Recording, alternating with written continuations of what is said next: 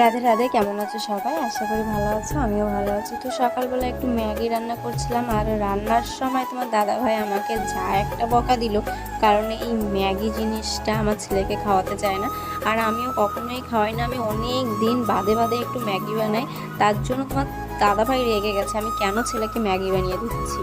মানে ও প্যাকেটের জিনিস খাওয়া পছন্দই করে না, যেহেতু প্যাকেট থাকুক বা পলিথিন প্লাস্টিক ও পছন্দ করে না, তার জন্য আমার সঙ্গে একটু বকাবকি করছিল যে আমার ছেলেকে এসব কখনোই খাওয়াবে না। তার জন্য আমিও একটু মুখ কালো হয়ে গেছে আমার, যে সকালবেলা দেখো তোমাদের দাদাভাই আমাকে কেমন একটু বকা দিল।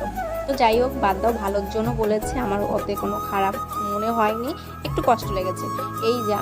তো এইসব জিনিস খাওয়ানো উচিত, আর বেশি করে আমার ছেলেকে না, কারণ ডাক্তারে মানা করেছে। তো তারপরে আমার ছেলেকে তো খাইয়ে দাইয়ে তারপরে চলে আসলাম এইখানে আমার রান্নাঘরটা পরিষ্কার করতে। রান্নার সময় নিচেরটুকুন পরিষ্কার করা হয়, কিন্তু উপরেরটুকুন পরিষ্কার করা হয় না, তাই এখন উপরেরটা আমি মুছে নিচ্ছি। তো চলো, আজকের ভিডিওটা কেমন লাগলো, ভালো লাগলো অবশ্যই কমেন্টে জানিও, আর সবাই ভালো থেকো, সুস্থ থেকো, টাটা।